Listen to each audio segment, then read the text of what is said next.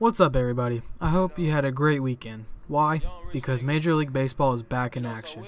All 30 MLB teams have started spring training, which means the regular season is upon us. So I wanted to do a prediction video on every division race in the MLB, and today we're going to start with the NL East. So follow along and let's start. Okay, so as a Braves fan, it kills me to say it, but the Washington Nationals are the clear favorite to win the NL East, plain and simple. With Max Scherzer and Steven Strasburg at the front of their rotation, along with Adam Eaton, Trey Turner, Daniel Murphy, and Bryce Harper as their 1-4 hitters, I understand why most would pick them to win the East. However, in most eyes of Nationals fans, they think signing Matt Wieters was a good thing for their team, when they probably should have just re-signed Wilson Ramos. But no matter, because the Nationals will probably do what they always do, and that's dominate in the regular season and choke in the first round of the postseason. With that, I see them winning the East with a record of 93 wins and 69 losses.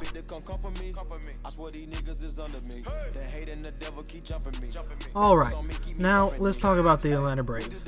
And of course, no one is going to believe in this team, except for true Braves fans. However, with the opening of SunTrust Park, they are determined to do well.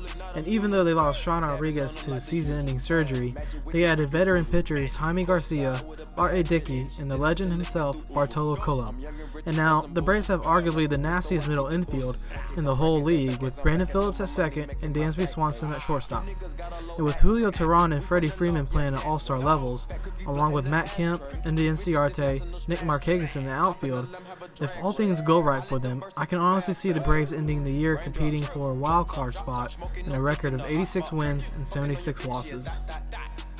Now, I have the Mets finishing third in the NL East, but that can change. They do have Zach Wheeler coming back from injury, which will definitely help bolster their rotation.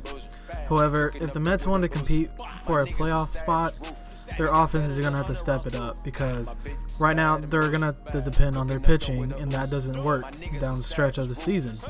And now I also think it's time for the Mets to start looking for a replacement for David Wright, because he's starting to break down. He's suffered a lot of injuries in the past, and he's nearing the end of his career. But I'll give the Mets one thing. They did re-sign Yoenis Cespedes and kept Jay Bruce from their trade with the Reds last year, but they're going to need more power than just those two.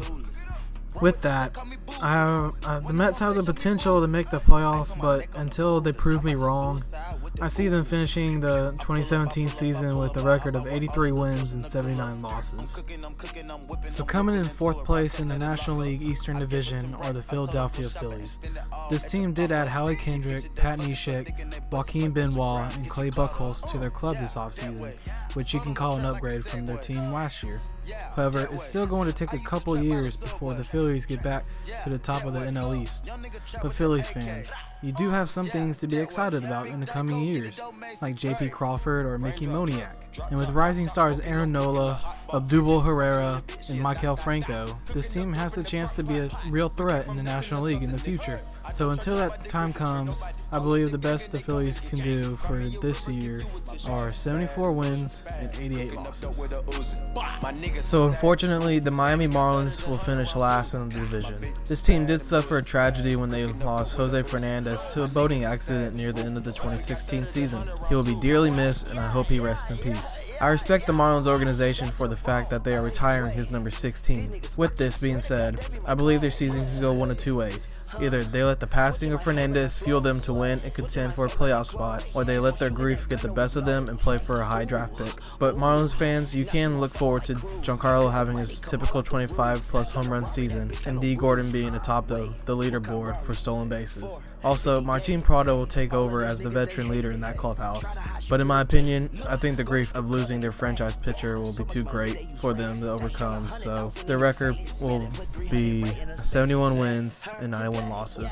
Alright, so there you have it. Those are my rankings for the National League Eastern Division for the 2017 MLB season. If you think the teams would rank differently, leave your rankings down below in the comments. If you liked the video, don't be afraid to drop a like and even subscribe to my channel. My goal right now is to reach 10 subscribers, so if you can help me reach that goal, I would really appreciate it. Well, that's it for now. Until the next video, this is Colmac signing off.